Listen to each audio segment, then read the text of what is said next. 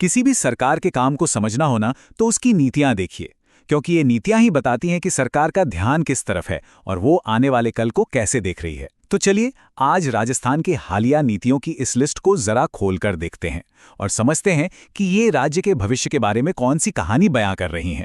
पहली नजर में देखने पर ये बस कुछ सरकारी स्कीमों के नाम और उनकी तारीखें लगती हैं, शायद थोड़ी बिखरी बिखरी सी। लेकिन अगर हम थोड़ा गौर करें तो इन सबके पीछे एक सोची समझी रणनीति और एक बड़ा विजन दिखाई देता है। तो असल सवाल यही है कि पिछले दशक में राजस्थान की प्राथमिकताएं क्या रहीं, ये नीतियां हमें क्या बताती हैं। चलिए इसी को समझने की कोशिश करते हैं। चलिए सबसे पहले बात करते हैं अर्थव्यवस्था की। किसी भी राज्य की तरक्की के लिए उसकी इकोनॉमी का मजबूत होना बहुत जरूरी है और राजस्थान की कई नीतियां इसी ग्रोथ और इनोवेशन को रफ्तार देने पर फोकस दिखती हैं। इस लिस्ट में सबसे पहले आती है राजस्थान स्टार्टअप पॉलिसी। इसका मकसद एकदम साफ है, जयपुर से लेकर जोधपुर तक नए आइडिया वाले नौजवानों को सपोर्ट करना ताकि वो अपनी कंपनियां खड़ी कर सकें। इसे 2022 में लाया गया।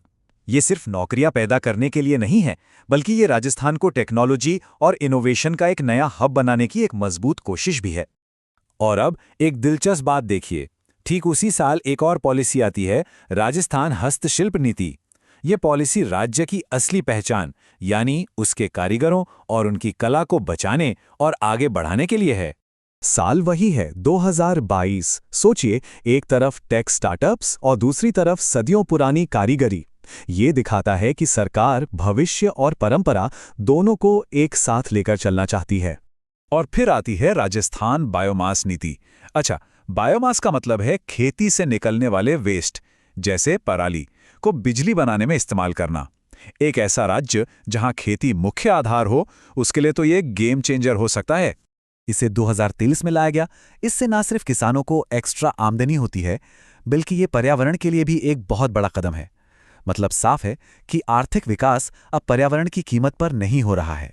अर्थव्यवस्था के बाद किसी भी सरकार की सबसे बड़ी जिम्मेदारी होती है अपने नागरिकों की सेहत। तो चलिए अब उन नीतियों पर नजर डालते हैं जो सीधे सीधे लोगों की सेहत और उनकी भलाई से जुड़ी हैं। इनमें से राजस्थान अंधता नियंत्रण नीति एक बहुत ही अलग और अनोखी पहल है। ये देश की पहली ऐसी पॉलिसी है जो राइट टू साइट यानी देखने का अधिकार देती है। 2023 में आई इस पॉलिसी का लक्ष्य सिर्फ इलाज करना नहीं, बल्कि उन वजहों को ही खत्म करना है जिनके कारण लोग अपनी आंखों की रोशनी खो देते हैं। और लोगों की सेहत पर यह ध्यान कोई नई बात नहीं है। जरा राजस्थान सिलिकोसिस नीति को देखिए। सिलिकोसिस फेफड़ों की एक जानलेवा बीमारी है जो पत्थर की खदानों और कंस्ट्रक्शन साइट्स पर धूल में सांस लेने से होती है। ये पॉलिसी 2019 में ही आ गई थी। ये उन हजारों मजदूरों को बचाने और उनके परिवारों को सहारा देने के लिए बनाई गई थी जो सही मायनों में राज्य के विकास की नींव रखते हैं।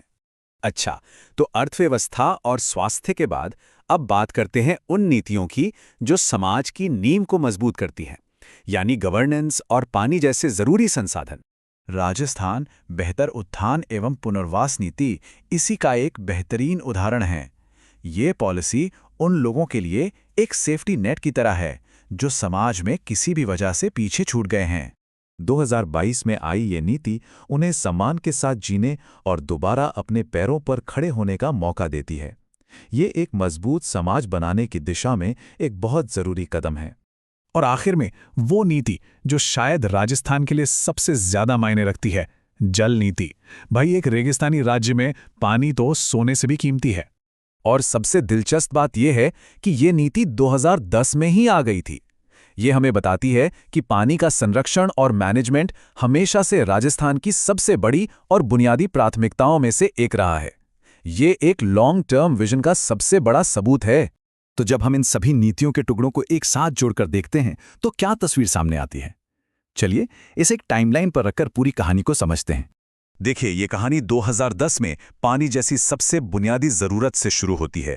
2019 तक ये मजदूरों के स्वास्थ्य जैसे खास मुद्दों पर पहुंचती है। 2022 एक बड़ा टर्निंग पॉइंट है जहां भविष्य की टेक्नोलॉजी और सदियों पुरानी कला दोनों पर एक साथ जोर दिया जाता है।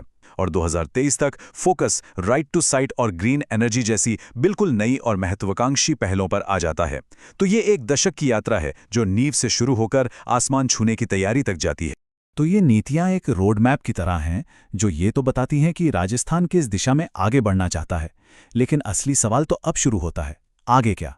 क्या अगली बड़ी चुनौती इन सभी योजनाओं को जमीन पर असरदार तरीके से लागू करने की होगी, या फिर क्लाइमेट चेंज जैसी कोई नई चुनौती सामने खड़ी होगी जिसके लिए बिल्कुल नई नीतियों की जरूरत पड़ेगी?